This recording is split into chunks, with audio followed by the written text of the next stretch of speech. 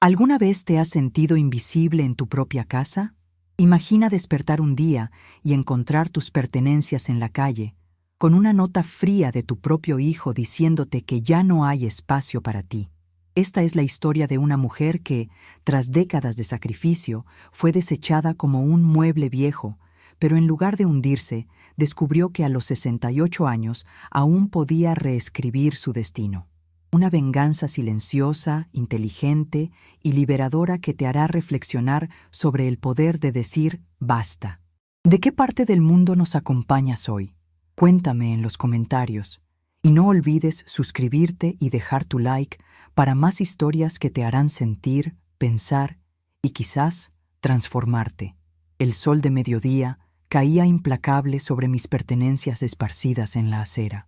78 años de vida reducidos a cajas maltrechas, ropa doblada con prisa y fotografías enmarcadas que nadie se había molestado en proteger del polvo. A mis 68 años jamás imaginé encontrarme así, de pie frente a la casa que construí con José, mi difunto esposo, contemplando cómo toda mi existencia había sido desalojada mientras visitaba a mi hermana Lucía en Ribeirão Preto. Entre mis cosas, un papel doblado con la letra apresurada de Miguel, mi único hijo. Desculpa, mãe. Meus sogros vão morar aqui. Não tem mais espaço para você. La disculpa más breve para el abandono más profundo. No lloré. Las lágrimas se me habían secado durante el viaje de regreso, cuando Dolores, mi vecina de toda la vida, me llamó para advertirme lo que estaba ocurriendo. Sus palabras resonaban aún en mi cabeza. Carmen, están sacando tus cosas. Tu nuera dice que ya no vivirás aquí. Ahora, parada frente a mis maletas improvisadas, sentí algo extraño naciendo en mi pecho. No era rabia, aunque tenía derecho a sentirla. No era tristeza, aunque me acompañaría por mucho tiempo. Era una sensación nueva, como cuando una semilla comienza a agrietarse bajo la tierra antes de germinar. La certeza de que este final forzado podía convertirse en un comienzo elegido. Saqué mi teléfono y marqué el número de Dolores. Ya estoy aquí, dije con una serenidad que me sorprendió. ¿Podrías ayudarme con algunas cajas? Voy enseguida, Carmen. No te muevas. Mientras esperaba, observé la ventana del segundo piso. La cortina se movió ligeramente. Reconocí la silueta de Pilar, mi nuera, observándome desde arriba, probablemente esperando gritos, súplicas o el espectáculo de una mujer mayor derrumbándose en la calle. No le daría ese placer. En lugar de mirar hacia arriba, saqué de mi bolso las llaves de un apartamento que nadie en mi familia sabía que existía. Las hice tintinear entre mis dedos mientras sonreía. A veces, el silencio es la respuesta más elocuente. Hay momentos en la vida que, vistos en retrospectiva, adquieren un significado revelador, como aquella cena de domingo 6 meses atrás, cuando Miguel y Pilar anunciaron que estaban reorganizando la casa para hacer más espacio. «Mamá», dijo Miguel mientras cortaba la carne que yo había preparado, «hemos pensado que el comedor es demasiado grande. Vamos a cambiarlo por uno más pequeño». Aquella mesa de roble había sido testigo de 23 Navidades sin José, de cumpleaños, de tardes de estudio cuando Miguel era pequeño, de lágrimas compartidas y risas contenidas. Era más que un mueble. Era el centro de nuestra vida familiar. ¿Y dónde comeríamos todos?, pregunté, intentando sonar práctica en lugar de sentimental. Pilar me miró con esa sonrisa que nunca llegaba a sus ojos. La verdad, Carmen, casi nunca somos más de 4. ¿Tú comes tan poco? Su voz se dulcificó artificialmente. Además, los niños necesitan más espacio para jugar. Pablo y Marta, mis nietos de 7 y 5 años, levantaron la cabeza al escuchar hablar de ellos. Les sonreí, ocultando el dolor que me causaba darme cuenta de que, una vez más, mi espacio se reducía. Al día siguiente, la mesa desapareció mientras yo daba mis clases particulares de matemáticas. En su lugar, había una redonda, tan pequeña que mis nietos debían comer en la cocina, conmigo, mientras los adultos ocupaban el comedor. Otro límite invisible se había establecido. Esa noche, escribí en mi diario algo que ahora reconozco como el inicio de mi despertar. No es la mesa lo que se encoge, soy yo quien se hace invisible. Desde la muerte de José, había aceptado ocupar cada vez menos espacio. Primero, Cedí el dormitorio principal a Miguel y Pilar cuando se casaron. Luego, mi estudio se convirtió en la habitación de Pablo. Más tarde, mi pequeño rincón de lectura se transformó en el cuarto de Marta. Y yo, cada vez más reducida, terminé en un cuartito junto a la lavadora que antes usábamos para guardar trastos viejos. Todo en nombre del amor y la familia. Todo mientras me convencía de que estar juntos era lo más importante, aunque yo cada día estuviera más sola.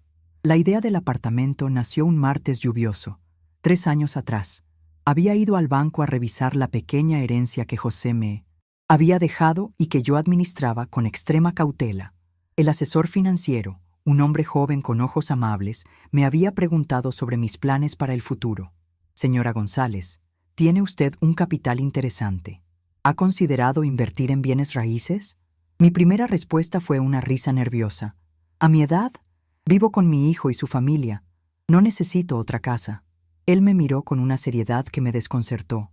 Precisamente por su edad, doña Carmen. Nadie sabe lo que puede pasar mañana. Tener un lugar propio es tener libertad para decidir. Esa palabra, libertad, resonó en mí durante días. Mientras daba clases a mis alumnos sobre ecuaciones y variables, reflexionaba sobre mi propia ecuación vital. ¿Qué variables controlaba yo realmente? La respuesta me entristeció. Muy pocas. Mis horarios se ajustaban a las necesidades de la familia. Mi pensión, aunque modesta, se destinaba en gran parte a los gastos de la casa. Mis opiniones sobre la crianza de mis nietos eran sistemáticamente ignoradas por Pilar, quien me consideraba una reliquia de tiempos obsoletos. Esa no es forma de educar a un niño, Carmen, me decía cuando intentaba consolar a Pablo tras una caída. Así solo conseguirás que sea débil. 2 semanas después de aquella visita al banco, regresé con una decisión tomada. Compraría un pequeño apartamento en el centro, cerca de la plaza donde solía pasear con José. Lo mantendría como una inversión, sin decírselo a nadie. Una semilla plantada en secreto, por si algún día necesitaba florecer lejos de la sombra de otros árboles. No fue fácil. Tuve que recortar gastos invisibles, dar más clases particulares y mentir por primera vez a mi hijo sobre el destino de mis pequeños ahorros.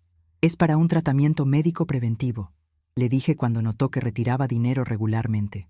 No preguntó más. La salud de su madre le preocupaba menos que la posibilidad de tener que ocuparse de mí si enfermaba. Cada mes, mientras el apartamento se pagaba, lentamente yo lo visitaba en secreto. Llevaba una planta, un libro, un pequeño adorno. Lo iba llenando de posibilidades, mientras mi espacio en la casa familiar se reducía. Era mi refugio, mi jardín secreto, donde cultivaba una versión de mí misma que aún no me atrevía a ser. Nunca imaginé que aquella semilla de previsión germinaría tan pronto, ni que lo haría impulsada por el viento helado del rechazo.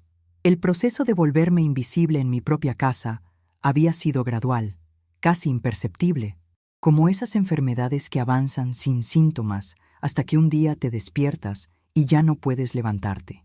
Primero fueron los pequeños comentarios de Pilar sobre mi forma de cocinar, demasiado tradicional, de vestir, un poco anticuada, o de hablar con mis nietos. Les cuentas historias que les dan miedo.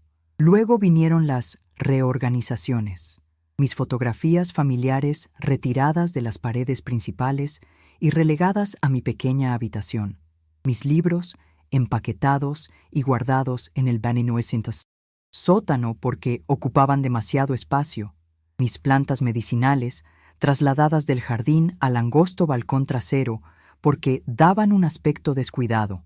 Cada cambio venía acompañado de una explicación razonable y una sonrisa tensa. Y yo, en mi afán por mantener la paz, por no ser una carga, por conservar cerca a mi único hijo y a mis nietos, aceptaba cada reducción de mi existencia con una dignidad que confundí con resignación.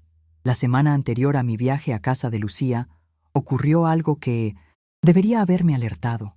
Regresaba de dar mis clases cuando escuché a Pilar hablar por teléfono en la cocina. No suelo escuchar conversaciones ajenas, pero al oír mi nombre me detuve involuntariamente. «Sí, mamá, ya casi todo está listo», decía con una excitación inusual en su voz. «Carmen se va el viernes a visitar a su hermana. Tendremos una semana para organizarlo todo». No sospecha nada. Miguel está de acuerdo. aunque ya sabes cómo es. Siente esa culpa ridícula, pero entiende que es lo mejor para todos. Ella ya es mayor, necesita menos espacio, y nosotros necesitamos esa habitación ahora que tú y papá vendréis a vivir con nosotros. Me quedé helada, con el corazón martilleando en mis oídos. ¿Planeaban reducir aún más mi espacio? ¿Querían relegarme a algún rincón aún más pequeño? Respiré hondo y entré en la cocina como si no hubiera escuchado nada. ¡Qué día tan agotador!, exclamé, forzando una sonrisa. Mis alumnos cada vez me exigen más. Pilar dio un respingo y cortó la llamada abruptamente. Carmen, no te oí llegar, dijo, con un nerviosismo mal disimulado. ¿Quieres un té? Debes estar cansada. Acepté el té y la conversación trivial que lo acompañó, mientras en mi interior algo se agitaba. Esa noche, preparé mi maleta para visitar a Lucía con más cuidado que nunca. Incluí documentos importantes, algunas joyas de mi madre, fotografías irreemplazables. Por si acaso, me dije, aunque en el fondo ya sabía que algo estaba a punto de cambiar. Lo que nunca imaginé fue regresar para encontrar que el desalojo no sería parcial, sino total, que no me reducirían a un espacio más pequeño, sino que me eliminarían por completo de la ecuación familiar. Dolores llegó en su antiguo Fiat, acompañada de su hijo Ramón, un muchacho fornido de unos 30 años que había crecido jugando con Miguel. La ironía no se me escapaba. El hijo de mi vecina venía a rescatarme mientras el mío me había expulsado. «¡Dios mío, Carmen!», exclamó Dolores al verme junto a mis pertenencias. «¿Cómo han podido hacerte esto?». «Las explicaciones vendrán después», respondí, sorprendiéndome nuevamente por mi calma. «Ahora necesito llevar estas cosas a mi apartamento». «¿Tu apartamento?», preguntó confundida. «No sabía que tenías otro lugar». «Hay muchas cosas que nadie sabe sobre mí, Dolores», dije, sintiendo por primera vez en años el sabor de una pequeña victoria. «Incluso yo estoy descubriendo algunas». Mientras Ramón cargaba las cajas más pesadas, Dolores me explicó lo que había ocurrido en 1900, mi ausencia. Los padres de Pilar, a quienes apenas conocía porque vivían en otra ciudad, habían vendido su casa y decidido mudarse con su hija. Mi habitación, el último reducto de mi existencia en aquella casa, sería ocupada por ellos. «Lo planearon todo, Carmen», dijo Dolores con indignación. «Esperaron a que te fueras para sacar tus cosas». Miguel parecía avergonzado, pero no hizo nada para impedirlo. Fue Pilar quien dirigió todo, como un general. No me sorprendió. Lo que sí me sorprendió fue darme cuenta de que no sentía el dolor desgarrador que habría esperado. En su lugar, experimentaba una extraña claridad, como si de repente pudiera ver un patrón que siempre había estado ahí. Cuando llegamos al edificio en el centro de la ciudad, el portero me reconoció inmediatamente. «Doña Carmen, ¿viene a revisar el apartamento?», preguntó con una sonrisa amable. «No, Sebastián, vengo a habitarlo». El apartamento 304 era pequeño pero luminoso. Un dormitorio, un baño, una cocina-comedor y un balcón con vista a la plaza central. Lo había amueblado mínimamente a lo largo de los años. Una cama, un sofá, una mesa con 2 sillas, una pequeña librería.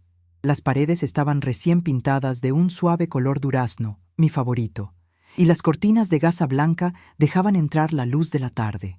Al entrar, sentí que respiraba por primera vez en años. El espacio no era grande, pero era completamente mío. Cada rincón, cada decisión, cada objeto reflejaba mis gustos y necesidades. No había tenido esa sensación desde la muerte de José. Dolores observaba mi reacción con curiosidad. «Carmen, ¿cómo es que nunca nos hablaste de este lugar?». Me acerqué al pequeño balcón y observé la plaza donde las palomas se arremolinaban alrededor de un anciano que les daba migas de pan. Sonreí. Porque era mi plan B, Dolores, y uno nunca revela su plan B hasta que el plan A ha fracasado completamente. Esa noche, después de que Dolores y Ramón se marcharan prometiendo volver al día siguiente para ayudarme a organizar todo, me senté en mi pequeño sofá y por primera vez en todo el día lloré. No eran lágrimas de desesperación ni de autocompasión. Eran lágrimas de despedida por la mujer que había sido, por la madre que se había anulado a sí misma en nombre del amor.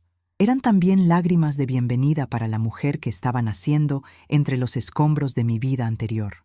Saqué mi diario y escribí: hoy comienza mi verdadera vejez, no la de la dependencia y la invisibilidad, sino la de la sabiduría y la libertad. A la mañana siguiente, Dolores llegó con una bolsa de pan recién horneado y una expresión de determinación en su rostro arrugado. Esto no se va a quedar así, Carmen, dijo mientras preparaba café en mi pequeña cocina. Lo que te han hecho es cruel e injusto. Deberías denunciarlos, reclamar tu casa. Es tuya, por Dios santo. Observé cómo se movía indignada por mi apartamento, sus manos gesticulando con la vehemencia que siempre la había caracterizado. Dolores y yo éramos amigas desde hacía más de 30 años, desde que José y yo nos mudamos al barrio con Miguel, entonces un niño de apenas 5 años. Ella había estado a mi lado cuando José enfermó, cuando murió, cuando tuve que reinventar mi vida como viuda y madre soltera. Siéntate, Dolores, le pedí con suavidad. No voy a armar un escándalo ni a suplicar que me dejen volver. Pero, Carmen, déjame terminar. No voy a suplicar, pero tampoco voy a permitir que me pisoteen así. Tengo un plan, le expliqué.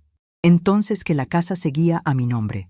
José había sido meticuloso con los asuntos legales y tras su muerte, la propiedad había quedado exclusivamente a mi nombre. Nunca la había transferido a Miguel, a pesar de sus insinuaciones cada vez más frecuentes en los últimos años.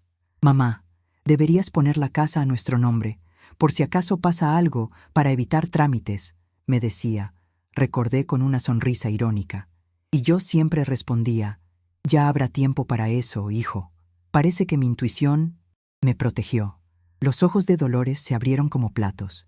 ¿Quieres decir que legalmente pueden estar ocupando tu casa sin permiso? ¿Que los puedes echar cuando quieras? Técnicamente sí, respondí, sirviéndole una taza de café. Pero no quiero comportarme como ellos. No quiero aparecer con la policía y sacarlos a la calle. Quiero hacer esto a mi manera, con dignidad y justicia. ¿Y cuál es tu manera?, preguntó Dolores intrigada. Voy a consultar a un abogado hoy mismo. Y luego hice una pausa, sintiendo una mezcla de tristeza y determinación. Luego voy a vender la casa. Dolores casi se atraganta con el café. ¿Venderla? Pero Carmen, esa casa es tu patrimonio, tus recuerdos, tu vida con José. Miré por la ventana. El sol de la mañana dibujaba patrones dorados en el suelo de mi nuevo hogar. Los recuerdos los llevo conmigo, Dolores. Y en cuanto a José, mi voz se quebró ligeramente. Él siempre decía que una casa es donde uno puede ser uno mismo, no un lugar que te aprisiona. Creo que estaría de acuerdo con mi decisión. Mientras recogíamos las tazas de café, Dolores me contó algo más que había descubierto. ¿Sabes que Pilar ha estado diciendo en el barrio que te has ido voluntariamente a una residencia de ancianos? Que ya no podías valerte por ti misma y que acordaron que era lo mejor para todos. Una risa amarga escapó de mis labios. ¿Una residencia? Tengo 68 años, no 90. Doy clases particulares 5 días a la semana. Hago yoga los sábados. Leo sin gafas. ¿Qué clase de incapaz creen que soy? Están construyendo una narrativa que los haga quedar como hijos preocupados en lugar de lo que realmente son, dijo Dolores con desdén. ¿Qué harás al respecto? Me levanté y me dirigí al pequeño escritorio donde guardaba mis documentos. Saqué el título de propiedad de la casa y lo sostuve contra la luz, como si pudiera revelarme algún secreto. No voy a desmentir su historia, Dolores. Dejaré que crean que me han doblegado, que piensen que estoy derrotada y asustada. Mientras tanto, yo trabajaré silenciosamente en mi plan. Como una araña tejiendo su tela, murmuró Dolores, con un brillo de admiración en sus ojos. No, corregí, como una jardinera plantando semillas. Las arañas atrapan. Yo quiero crecer.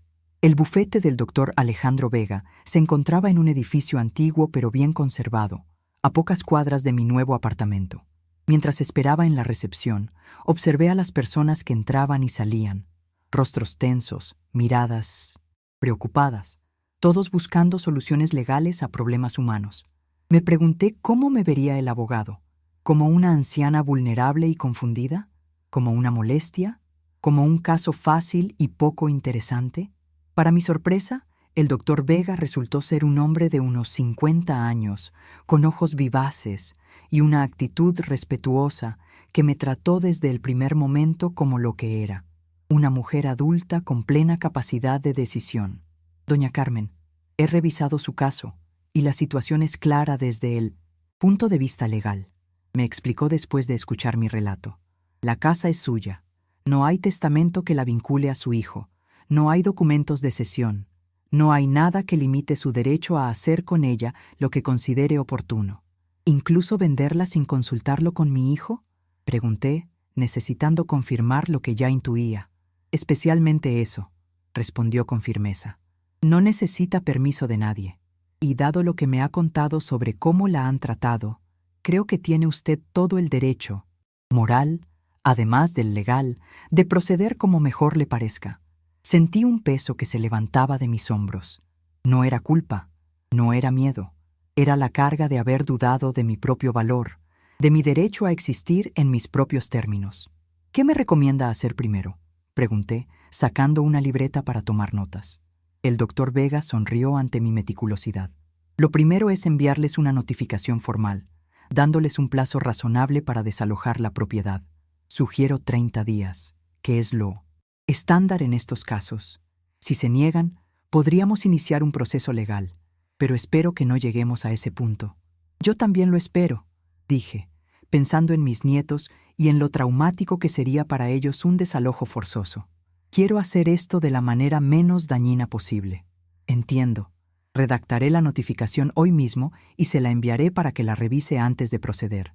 También podemos empezar a contactar con agencias inmobiliarias para tasar la propiedad y ponerla en venta, si está segura de que eso es lo que desea. Asentí con determinación. Estoy segura. Ya no puedo vivir bajo el mismo techo que personas que me consideran un estorbo, una carga de la que hay que deshacerse. Necesito construir mi vida en un espacio donde sea respetada. Al salir del despacho, me detuve en una cafetería cercana.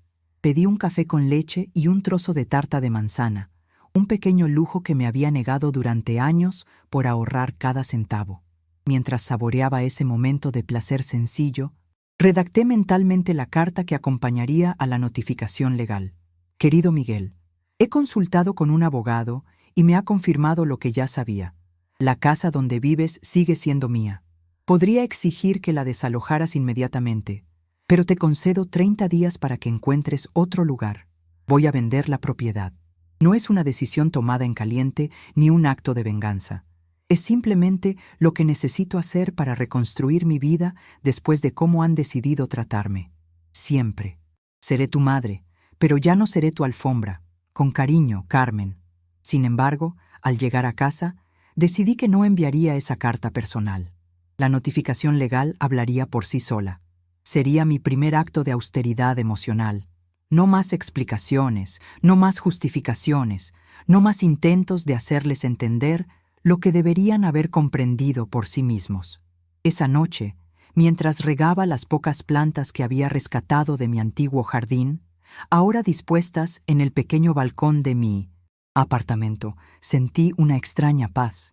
El primer movimiento estaba hecho. La partida había comenzado.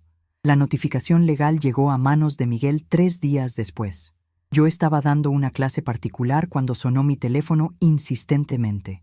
Lo ignoré hasta terminar la lección, despedir a mi alumna y sentarme con una taza de té en mi pequeño balcón. Solo entonces devolví la llamada. «Mamá, ¿qué significa esto?». La voz de Miguel sonaba entre indignada y asustada. ¿Un aviso de desalojo? ¿Vender? ¿La casa? ¿Has perdido la cabeza? Respiré hondo antes de responder. Durante años había saltado ante cada tono elevado de voz. Me había apresurado a calmar, a mediar, a suavizar cualquier conflicto. Esa Carmen ya no existía. «Buenos días, Miguel», dije con voz serena. «Veo que has recibido la notificación». «¿Buenos días? ¿Es todo lo que tienes que decir?». Su voz se quebró. «Mamá, no puedes hacernos esto. Tenemos a los niños, a los padres de Pilar. ¿Dónde vamos a ir en 30 días? No lo sé. Hijo, ¿dónde se suponía que iba a ir yo cuando sacaron mis cosas a la calle? Un silencio tenso se instaló entre nosotros. Casi podía ver a Miguel pasándose la mano por el pelo, como hacía siempre que se sentía acorralado. Eso fue diferente, murmuró finalmente. Sabíamos que tenías opciones, que tu hermana Lucía... No me fui a casa de Lucía, le interrumpí. Tengo mi propio apartamento, uno que compré hace años con mis ahorros, con el dinero de las clases que daba mientras tú y Pilar ocupaban cada vez más espacio en la casa que José y yo construimos. Otro silencio, más largo esta vez. No lo sabía, dijo al fin, con un tono que mezclaba sorpresa y algo parecido al respeto. ¿Por qué nunca nos lo dijiste? ¿Me habrías escuchado?, pregunté, sin esperar realmente una respuesta. Miguel, durante años he ido desapareciendo en esa casa. Mi opinión no contaba, mi espacio se reducía, mis necesidades eran secundarias. ¿Por qué compartir con vosotros la única cosa que era completamente mía? Mamá, sé que últimamente las cosas no han sido fáciles, pero de ahí a echarnos de la casa. Su voz adoptó un tono conciliador, casi adulador. Podemos arreglarlo. Puedes volver. Encontraremos la manera de que todos estemos cómodos. Sonreí con tristeza, agradeciendo que no pudiera verme. No voy a volver, Miguel. Y la casa se venderá. No es una amenaza para negociar mejores condiciones. Es una decisión tomada. Por Dios, mamá. Ahora sonaba desesperado. ¿Qué quieres? ¿Dinero? ¿Te pagamos un alquiler? ¿Quieres que los padres de Pilar se vayan? ¿Qué necesitas para reconsiderar esto? La pregunta me dejó pensativa. ¿Qué quería realmente? No era venganza, aunque la justicia tenía un sabor dulce. No era dinero, aunque lo necesitaba para mi nueva vida. No era expulsar a nadie, como habían hecho conmigo. Quiero respeto, Miguel, dije finalmente. Respeto por mis decisiones, por mi autonomía, por mi derecho a vivir mis últimos años con dignidad. Y ese respeto no se negocia, ni se compra. Se gana. Mamá, por favor. Su voz se hizo más pequeña, casi infantil. Los niños te extrañan. Preguntan por ti. Un dolor agudo atravesó mi corazón. Pablo y Marta, mis pequeños tesoros. Los echaba de menos terriblemente. Pero no permitiría que los usaran como armas emocionales contra mí. Pueden venir a visitarme cuando quieran, respondí. Mi puerta siempre estará abierta para ellos. Pero la decisión sobre la casa está tomada. Tienes 30 días, Miguel. Úsalos sabiamente. Colgué antes de que pudiera responder. Mis manos temblaban ligeramente. Era la conversación más difícil que había tenido con mi hijo desde que, siendo adolescente, le había prohibido usar la moto de un amigo que había tenido varios accidentes. También entonces me había mirado con esa mezcla de incredulidad y rabia, incapaz de creer que su madre, siempre complaciente, le negara algo. Me serví otra taza de té y observé el atardecer sobre la plaza. Una bandada de palomas alzó el vuelo repentinamente, dibujando patrones cambiantes contra el cielo rojizo, como mis pensamientos, como mi vida, un patrón en constante transformación. Los días siguientes fueron un desfile de intentos desesperados por hacerme cambiar de opinión.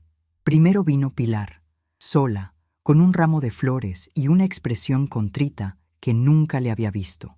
Carmen, he venido a disculparme, dijo, sentada incómodamente en el borde de mi sofá.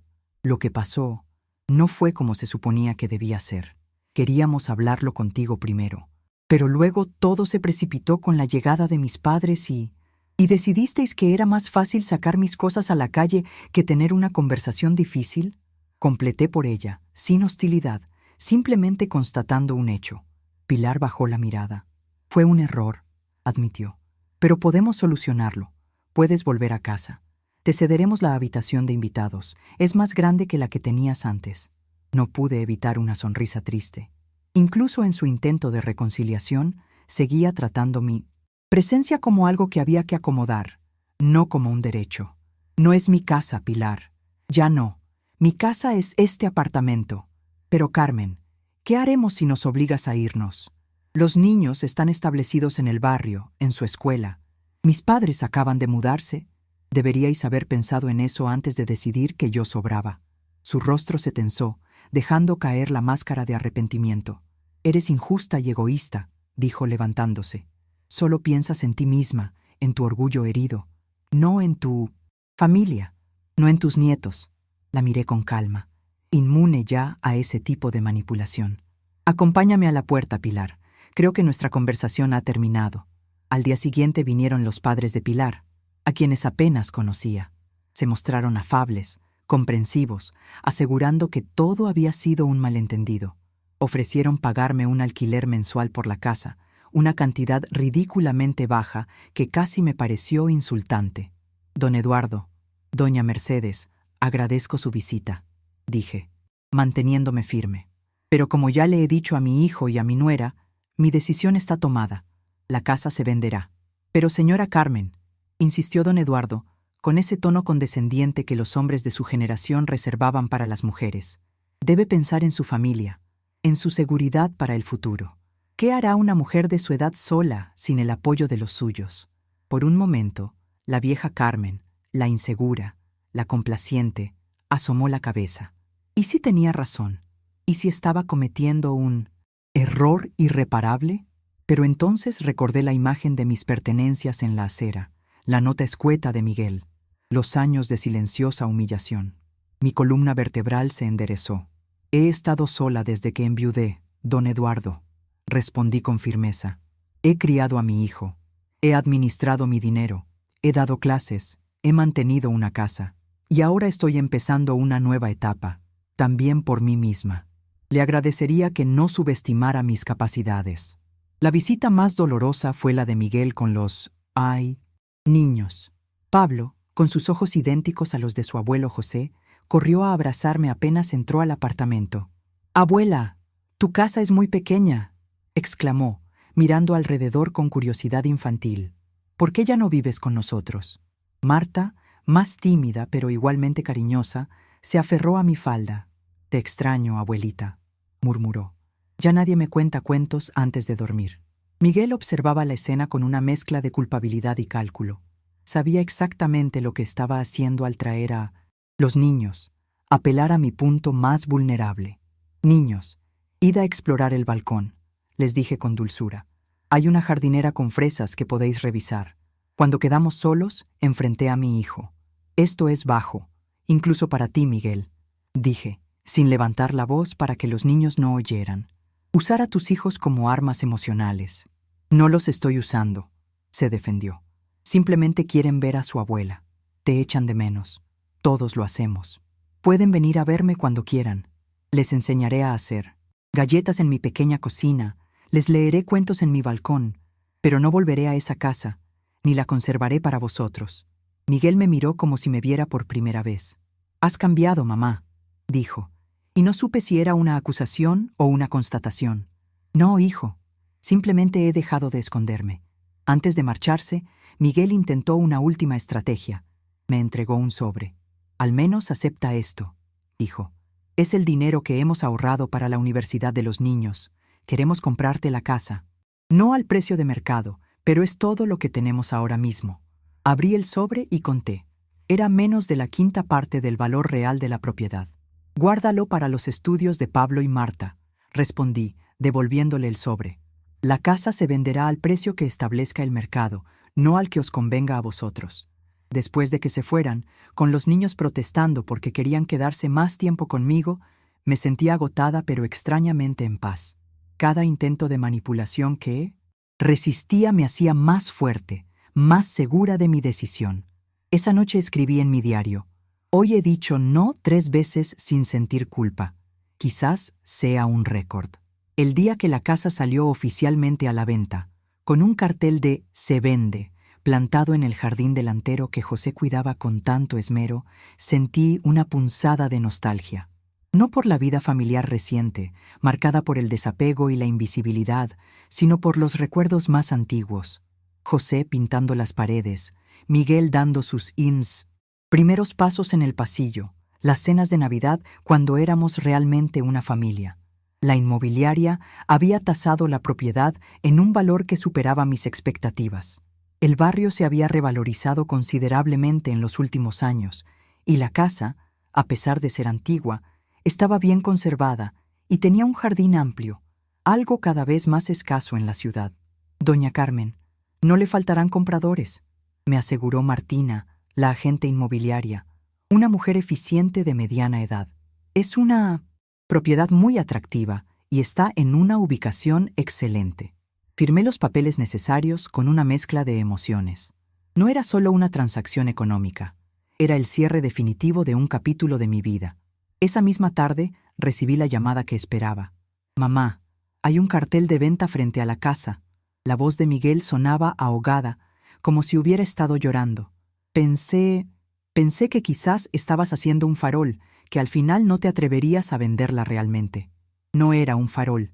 Miguel, respondí con calma, y ya hay varias visitas programadas para esta semana. Un silencio denso llenó la línea telefónica. ¿Puedo al menos tener preferencia para comprarla?, preguntó finalmente. Si consigo el dinero, si hablo con el banco, puedes hacer una oferta como cualquier otro comprador, respondí. Pero no habrá tratos especiales, Miguel. Lo siento. ¿Lo sientes? Su voz se elevó. ¿Cómo puedes hacerme esto? Soy tu hijo. Es la casa donde crecí. Y yo soy tu madre. Repliqué, sintiendo cómo una calma fría se apoderaba de mí. La madre que sacaste a la calle sin miramientos. La madre cuya opinión nunca valoraste. La madre que se volvió invisible en su propia casa. Fue un error, mamá. Su voz se quebró. Un terrible error. Si pudiera volver atrás. Pero no puedes, le interrumpí suavemente. Ninguno de nosotros puede. Solo podemos seguir adelante. Tú con tu familia, yo con mi nueva vida. Después de colgar, me serví una copa de vino tinto, un pequeño lujo que me permitía ocasionalmente. Desde mi balcón podía ver la plaza donde las parejas paseaban de la mano y los niños jugaban bajo la mirada atenta de sus padres. La vida continuaba, imparable, transformándose constantemente como las nubes que cruzaban el cielo otoñal.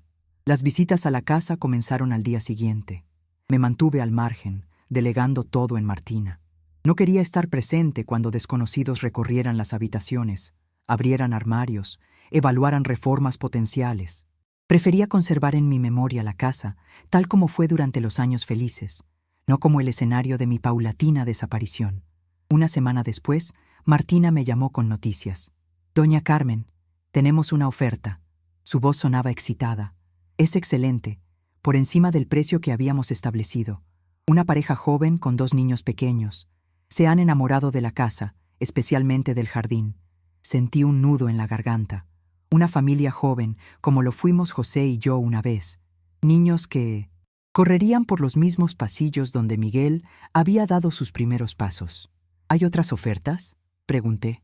Sí, 2 más, pero son inferiores. Y ninguna es de su hijo, si eso es lo que le preocupa. No me sorprendió. Conocía la situación financiera de Miguel, siempre viviendo un poco por encima de sus posibilidades, siempre con alguna deuda, siempre esperando que el futuro resolviera los problemas del presente. Acepto la oferta de la pareja joven. Decidí que se inicie el proceso cuanto antes.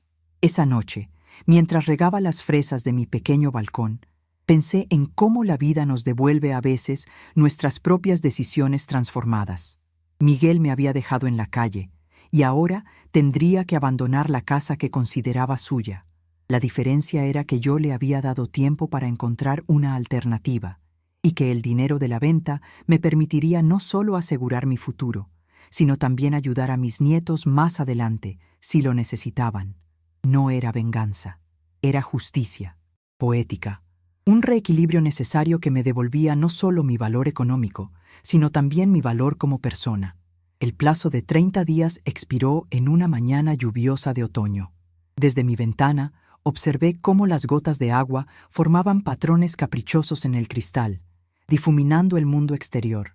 Me había prometido no pasar por la casa ese día, no presenciar la mudanza de Miguel y su familia. Sería un acto de crueldad innecesaria, pensé, tanto para ellos como para mí.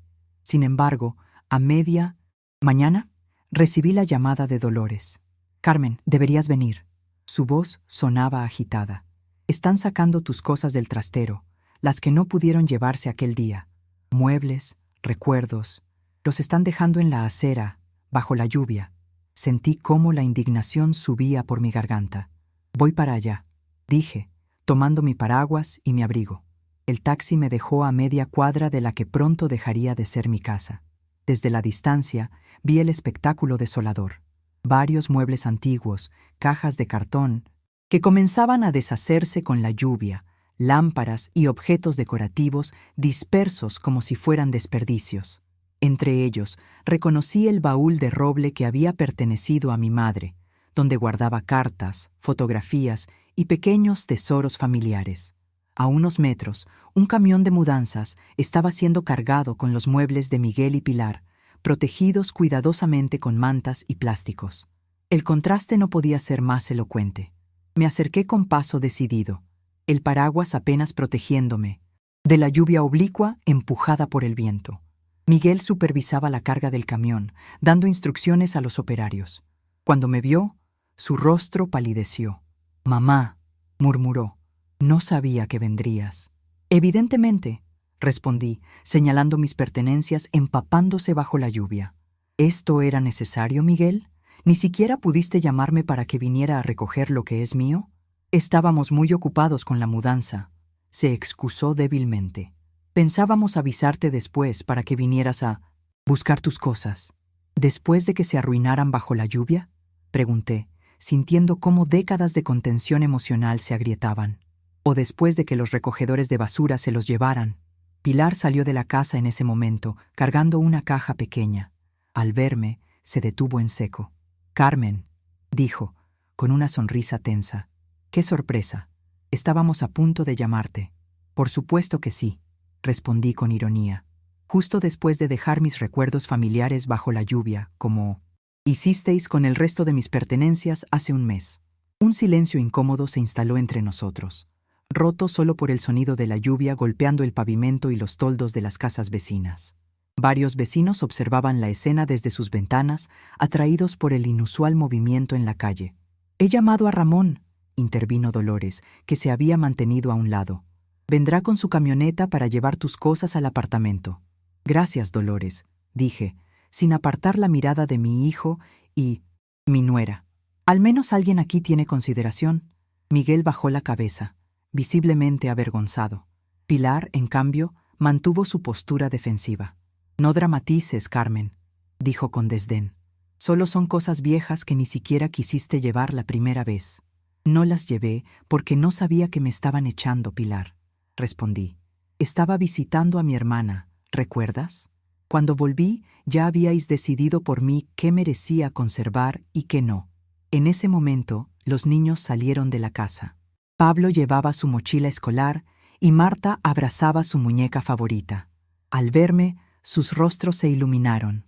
«¡Abuela!», exclamaron al unísono, corriendo hacia mí sin importarles la lluvia. Los abracé con fuerza, sintiendo cómo las lágrimas que había contenido durante toda la conversación amenazaban con desbordarse. «Mis pequeños», murmuré, besando sus cabezas. «¿Cómo estáis?» «Nos mudamos a un apartamento», explicó Pablo, arrugando la nariz. «Es más pequeño que esta casa y no tiene jardín. Pero la abuela Rosa dice que será acogedor», añadió Marta, refiriéndose a la madre de Pilar. «Y estaremos cerca del parque». Sentí una punzada de culpa al pensar en cómo mi decisión afectaba a mis nietos. Pero luego recordé que había sido Miguel quien había puesto en marcha esta cadena de eventos, quien había decidido que su madre era prescindible. «Seguro que será un lugar estupendo», les dije, forzando una sonrisa. «Y podréis venir a visitarme a mi apartamento siempre que queráis. Tengo fresas en el balcón y prepararé galletas para vosotros». Los ojos de los niños brillaron con ilusión. La inocencia de la infancia, pensé. Ese don de encontrar alegría incluso en medio de las tormentas adultas. Ramón llegó poco después con su camioneta. Entre él, Dolores y yo, cargamos mis pertenencias rescatadas de la lluvia. El baúl de mi madre, algunas lámparas, libros envueltos en plástico, recuerdos que Miguel había considerado insignificantes, pero que para mí contenían fragmentos irreemplazables de mi historia. Antes de marcharme, miré por última vez la fachada de la casa donde había vivido la mayor parte de mi vida adulta.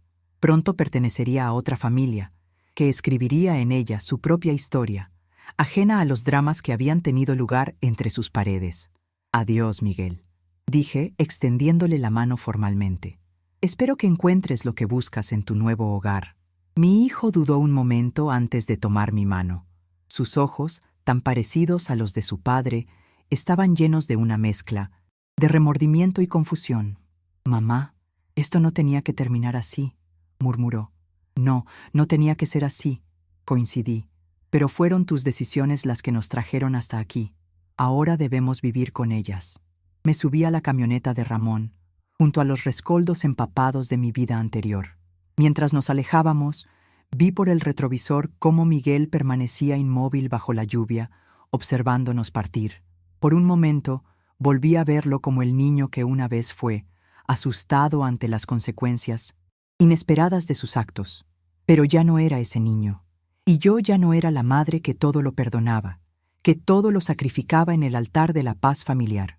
Éramos dos adultos separados por un abismo de decisiones irreversibles, unidos solo por los lazos de sangre y los recuerdos compartidos de tiempos mejores. La firma de la venta de la casa se realizó 3 semanas después, en la oficina del notario. La pareja joven que la había comprado se mostró amable y entusiasmada. Él era profesor de música en la universidad local. Ella, pediatra en el hospital público. Tenían 2 hijos, una niña de 4 años y un niño de 2, y esperaban llenar la casa de música, risas y nuevos recuerdos. «Es un lugar especial», les dije mientras firmaba los documentos que transferían la propiedad. «Espero que sean muy felices allí. La cuidaremos bien», me aseguró la mujer con una sonrisa sincera. «El jardín especialmente. Se nota que ha sido muy querido». Salí de la notaría con un cheque sustancial y una sensación de ligereza que no había experimentado en décadas. El dinero de la venta, sumado a mis ahorros y a la pequeña pensión que recibía, me aseguraba una vejez sin estrecheces económicas.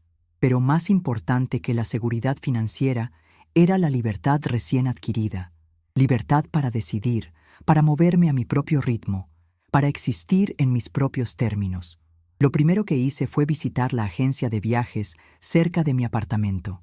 Siempre había querido conocer el mar, pero José había sido reacio a los viajes largos, y después de su muerte, las responsabilidades y limitaciones económicas habían enterrado ese sueño bajo capas de resignación. «Quiero ir a la costa», le dije a la agente, una joven de aspecto eficiente, «a un lugar tranquilo donde pueda ver el amanecer sobre el océano». Una semana después, me encontraba sentada en la terraza de un pequeño hotel en una localidad costera, observando cómo el sol emergía del horizonte marino, tiñendo el cielo y las aguas de tonos rosados y dorados. La brisa salada acariciaba mi rostro, trayendo consigo el aroma inconfundible del océano. En ese momento sentí que cada decisión, cada sacrificio, cada dolor había valido la pena por llegar a ese instante de perfecta comunión con mi propio ser. Pasé 10 días junto al mar, caminando descalza por la arena, recogiendo conchas, leyendo bajo una sombrilla, conversando con otros huéspedes del hotel, la mayoría personas mayores como yo, que viajaban solos o en pareja. Descubrí que no era la única que había reinventado su vida en la vejez, que había muchas historias similares a la mía. Personas que habían decidido que la última etapa de su existencia merecía ser vivida con plenitud, no como un apéndice resignado de las vidas de otros. Al regresar a mi apartamento, lo encontré con nuevos ojos. Ya no era solo un refugio de emergencia, un plan B activado por la necesidad. Era mi hogar, el espacio donde podía extender mis alas después de décadas de plegarlas para ocupar menos lugar. Decidí reformarlo a mi gusto. Contraté a un pintor para que cambiara los colores de las paredes. Azul claro para el dormitorio, recordando el cielo sobre el océano. Verde suave para la sala, como las plantas que ahora llenaban mi balcón. Amarillo cálido para la cocina, donde planeaba organizar pequeñas cenas para los nuevos amigos que estaba haciendo. Compré muebles nuevos, no lujosos, pero sí confortables y adaptados a mis necesidades. Una butaca reclinable junto a la ventana para leer, bajo la luz natural. Un escritorio donde preparar mis clases particulares, que había decidido continuar porque disfrutaba enseñando. Una mesa extensible para cuando viniera visita. También invertí en tecnología, una tablet para leer, tomar fotografías y mantenerme conectada. Un teléfono inteligente que aprendí a usar con la ayuda de cursos para personas mayores en el centro comunitario cercano. Un pequeño sistema de sonido para escuchar la música que me gustaba, no la que otros imponían. Poco a poco, mi vida fue llenándose de nuevas rutinas y relaciones. Me inscribí en un grupo de yoga para seniors que se reunía en la plaza 2 veces por semana. Comencé a participar en un club de lectura en la biblioteca local. Ofrecí clases gratuitas de matemáticas básicas para adultos que no habían completado sus estudios, encontrando en esta actividad una satisfacción que las clases particulares a adolescentes privilegiados nunca me habían proporcionado. Los domingos, Dolores venía a almorzar conmigo. A veces la acompañaba Ramón, otras veces venía sola. Nuestra amistad, siempre sólida, se había profundizado tras los acontecimientos recientes. Ella había sido testigo de mi transformación y me apoyaba incondicionalmente. «Estás floreciendo, Carmen», me dijo un día, mientras compartíamos un café en mi balcón. «Es como si hubieras estado dormida durante años y ahora, de repente, estuvieras completamente despierta». No fue de repente, reflexioné. Fue un proceso lento, como cuando el hielo se derrite. Primero unas gotas, luego un hilo de agua, y finalmente un torrente imparable. Mi relación con Miguel se mantenía distante, pero cordial. Me llamaba una vez por semana. Conversaciones breves y algo tensas donde intercambiábamos información básica sobre nuestras vidas. Los niños, en cambio, venían a visitarme regularmente. Miguel o Pilar los traían los sábados por la mañana y los recogían por la tarde. Durante esas horas, éramos libres de ser simplemente una abuela y sus nietos, sin las sombras del pasado interfiriendo. Les enseñé a hacer galletas de canela, a jugar juegos de mesa antiguos, a reconocer las plantas de mi balcón. Les leí los mismos cuentos que había leído a su padre, descubriendo con placer que las buenas historias nunca envejecen. Hablamos de la escuela, de sus amigos, de sus sueños infantiles. Y en esas conversaciones redescubrí partes de mí misma que había olvidado. Mi capacidad para el asombro, mi paciencia, mi habilidad para ver el mundo a través de ojos nuevos. Un día, mientras Pablo me ayudaba a regar las plantas, me preguntó con la directa sinceridad de los niños: «Abuela, ¿por qué ya no vives con nosotros? Papá dice que fue porque quisiste irte, pero la abuela Rosa dice que fue porque papá y mamá te echaron. ¿Quién dice la verdad?». Me senté en la pequeña banca del balcón y lo invité a sentarse a mi lado. «A veces, cariño, la verdad tiene muchas caras, como un diamante», le expliqué. «Tu papá y yo tuvimos desacuerdos sobre dónde debía vivir cada uno. Al final, decidimos que era mejor vivir en casas separadas». «¿Pero estás enfadada con papá?», insistió, con esa intuición que los niños a menudo poseen para las dinámicas emocionales que los adultos intentan ocultar. Reflexioné antes de responder. No quería mentirle, pero tampoco deseaba ponerlo en contra de su padre. «Estuve enfadada, sí», admití finalmente. «Y triste, pero ahora estoy bien, ¿sabes? Me gusta mi vida aquí. Me gusta tener mi propio espacio, hacer las cosas a mi manera. Y me encanta cuando vienes a visitarme». Pablo asintió, aparentemente satisfecho con mi respuesta. Luego, con la capacidad de cambiar de tema que caracteriza a los niños, me preguntó si podíamos hacer barquitos de papel para ponerlos en el pequeño recipiente donde recogía el agua de lluvia. Mientras lo veía concentrado en doblar el papel, pensé en cómo mis nietos estaban aprendiendo una lección valiosa a través de mi experiencia: que las personas mayores merecen respeto y autonomía, que nunca es tarde para defender la propia dignidad, que la familia es importante, pero no a costa del propio bienestar. Esperaba que esa lección los acompañara cuando crecieran, cuando tuvieran que tomar decisiones sobre sus propios padres ancianos, cuando se enfrentaran a los inevitables conflictos entre generaciones que la vida presenta. 6 meses después de la venta de la casa, me encontraba haciendo compras en el mercado central cuando escuché una voz familiar llamándome. «¿Carmen? ¿Carmen? ¿González?». Me giré para encontrarme con Alejandro Vega, el abogado que me había ayudado durante todo el proceso. Estaba en un puesto de frutas, seleccionando manzanas con ojo crítico. «Doctor Vega, ¡Qué sorpresa!, respondí, genuinamente complacida de verlo fuera del contexto formal de su despacho. Por favor, llámame Alejandro. Sonrió, abandonando las manzanas para acercarse. ¿Cómo has estado? Te veo diferente. Estoy bien, gracias, respondí. Y sí, supongo que estoy diferente. La vida ha cambiado. Mucho en estos meses. ¿Tienes tiempo para un café?, preguntó, señalando una pequeña cafetería en la esquina del mercado. Me gustaría saber cómo te ha ido después de todo lo que pasaste.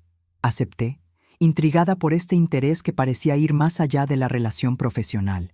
Mientras caminábamos hacia la cafetería, observé a Alejandro con nuevos ojos. Tendría unos 50 y tantos años, cabello entrecano, rostro amable con arrugas de expresión alrededor de los ojos que sugerían una vida de sonrisas. Vestía de manera informal pero elegante. Pantalones oscuros, camisa azul claro, una chaqueta ligera. Nos sentamos en una mesa junto a la ventana. Pedimos café y unas medialunas recién horneadas.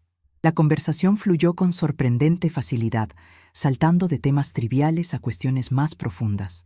Me contó que era viudo desde hacía 8 años, que tenía 2 hijos ya adultos que vivían en el extranjero, que había elegido el derecho familiar porque creía en la justicia para los más vulnerables. Tu caso me impactó especialmente, confesó mientras jugueteaba con su taza. La dignidad con la que manejaste toda la situación, la claridad de tus decisiones. No es común, ¿sabes? Muchas personas en circunstancias similares se dejan llevar por el resentimiento o el miedo. Tuve mis momentos de ambos, admití, pero descubrí que la mejor venganza, si podemos llamarla así, era construir una vida que me hiciera feliz, demostrarme a mí misma, más que a los demás, que podía reinventarme a los 68 años. Y lo has conseguido, afirmó, no como un cumplido, sino como una constatación. Me habló entonces de otros casos que había llevado, siempre respetando la confidencialidad, pero ilustrando cómo las dinámicas familiares podían tornarse tóxicas, cómo el amor a veces se transformaba en posesión o indiferencia, cómo la sociedad tendía a invisibilizar a las personas mayores, especialmente a las mujeres. Por eso tu historia es tan importante, dijo con intensidad. Es un ejemplo de que nunca es tarde para reclamar el propio espacio, para exigir respeto. Cuando nos despedimos, 2 horas después, intercambiamos números de teléfono. Para saber cómo te va, dijo él. Para consultas legales futuras, respondí yo, aunque ambos sabíamos que había algo más en ese intercambio, una posibilidad que ninguno de los dos nombró, pero que flotaba entre nosotros como una semilla llevada por el viento, esperando encontrar tierra fértil donde arraigar. Durante las semanas siguientes, nos encontramos varias veces. Un concierto en el parque, una exposición de pintura, una charla en la biblioteca municipal. Cada encuentro reforzaba la conexión que se estaba formando entre nosotros. Una amistad basada en el respeto mutuo, en intereses compartidos, en conversaciones que podían ser profundas o livianas según el momento. No era romance, no exactamente. A mi edad, y después de todo lo vivido, las categorías simplistas del amor juvenil resultaban inadecuadas. Era más bien un reconocimiento entre 2 seres que habían atravesado sus propios desiertos y habían emergido más sabios, más cautelosos, pero también más abiertos a las posibilidades que la vida aún tenía para ofrecer. Un domingo, mientras paseábamos por la plaza, después de asistir a un concierto de música clásica, Alejandro me tomó de la mano. Un gesto simple, casi casual, pero que envió una corriente eléctrica por mi brazo. No la retiré. Caminamos así, en un silencio cómplice, hasta llegar a mi edificio. Carmen, dijo, antes de despedirse, no sé exactamente qué es esto que está creciendo entre nosotros. Solo sé que me gusta, que me hace bien, que me da una alegría que había olvidado que podía sentir. A mí también, admití, con una sinceridad que me sorprendió a mí misma. Pero tengo miedo, Alejandro.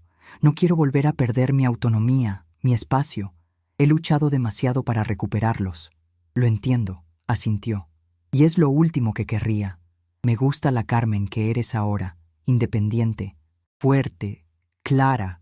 No querría cambiar nada de eso. Nos despedimos con un beso suave, apenas un roce de labios que contenía tanto una promesa como una pregunta. Mientras subía las escaleras hasta mi apartamento, pensé en José, en el amor joven que habíamos compartido, en cómo habría querido que yo fuera feliz después de su partida. Pensé en Miguel, en cómo reaccionaría si supiera que su madre estaba considerando una relación a su edad.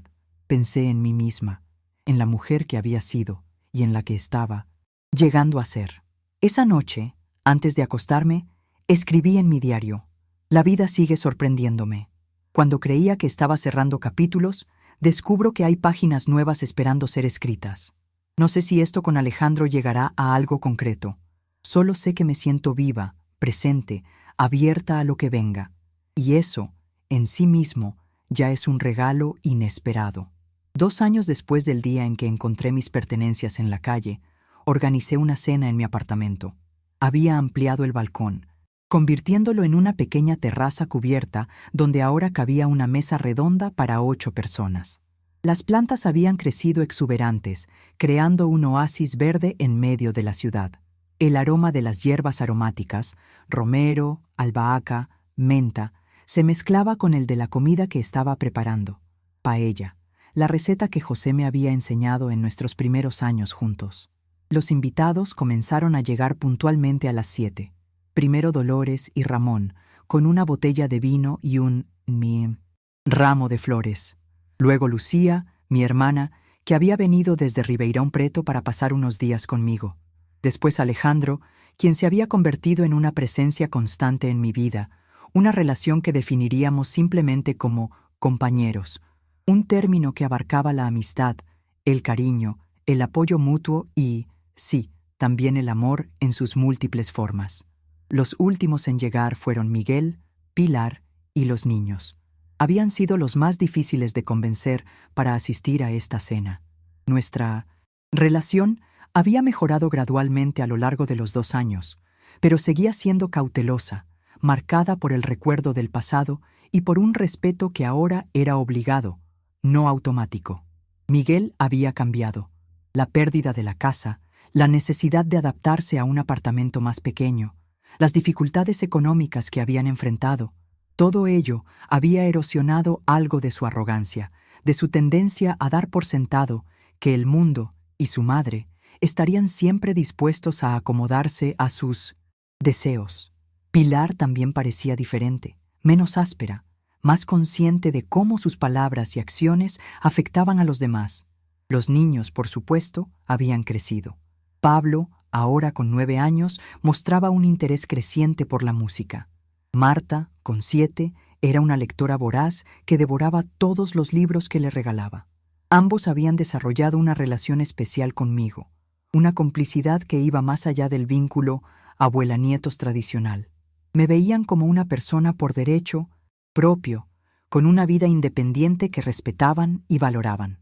La cena transcurrió en un ambiente relajado, con conversaciones que fluían naturalmente de un tema a otro. Hablamos de los viajes que había realizado en los últimos años. La costa, sí, pero también las montañas, una breve visita a la capital, un crucero fluvial con Alejandro. Comentamos los avances de los niños en la escuela, las nuevas responsabilidades de Miguel en su trabajo, los planes de Lucía para su jubilación. En un momento, dado, cuando servía el postre, una tarta de manzana casera, Miguel me tomó de la mano. «Mamá», dijo, con una seriedad inusual, «quiero que sepas que entiendo lo que hiciste, y que tenías razón. No te tratamos como merecías. Y lo siento. No era la primera disculpa que me ofrecía en estos 2 años, pero había en ella una sinceridad nueva, un reconocimiento que iba más allá de las palabras. Lo sé, hijo», respondí, apretando suavemente su mano. «Y te agradezco que lo digas. Todos cometemos errores. Lo importante es aprender de ellos». Pilar, sentada al otro lado, asintió con una expresión que mezclaba vergüenza y aceptación. «Fuimos crueles», admitió, «y egoístas. Creíamos que estábamos haciendo lo correcto para nuestra familia, pero excluirte nunca podía ser correcto». Sentí cómo una paz profunda se extendía dentro de mí. No era el final feliz de un cuento de hadas, donde todos los conflictos se resuelven mágicamente y el pasado se borra. era algo más real, más valioso. Un nuevo equilibrio entre personas imperfectas que habían aprendido lecciones dolorosas sobre el respeto, la independencia y el verdadero significado de la familia. Más tarde, cuando todos se habían marchado excepto Alejandro, que se quedaría a dormir como hacía a menudo, nos sentamos en el pequeño sofá del salón, con tazas de té en las manos y el cansancio satisfecho de quien ha vivido una jornada plena. ¿Sabes qué pensaba mientras estábamos todos reunidos alrededor de la mesa?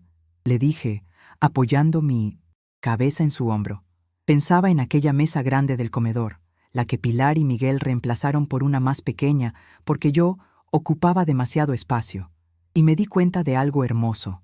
A veces necesitamos perder una mesa para encontrar otra, una donde todos tengan su lugar, donde nadie sea invisible. Alejandro sonrió, besando mi frente con ternura. «Has recorrido un largo camino, Carmen», murmuró, «y has ayudado a otros a recorrer el suyo». Asentí, pensando en todas las mujeres del centro comunitario, donde ahora trabajaba como voluntaria 3 días por semana. Mujeres mayores como yo, muchas enfrentando situaciones similares de invisibilización, de pérdida de autonomía, de sacrificio constante en el altar de las necesidades ajenas.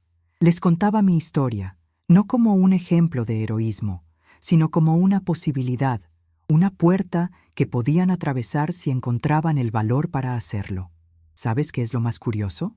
Reflexioné en voz alta, que todo comenzó con un acto de crueldad, con mis cosas esparcidas en la acera, y sin embargo, fue precisamente ese momento de máxima humillación el que me liberó, como si necesitara tocar fondo para encontrar el impulso que me permitiera salir a la superficie y respirar por fin. A veces, las tormentas más fuertes son las que limpian el aire, respondió Alejandro, con esa capacidad suya para encontrar la metáfora perfecta. Esa noche, antes de dormir, revisé mi diario, ese compañero silencioso que había registrado mi transformación a lo largo de los años.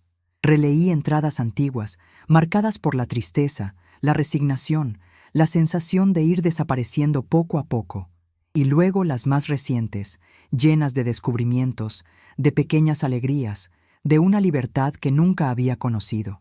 En la última página en blanco, escribí: «Hoy celebramos alrededor de una mesa redonda.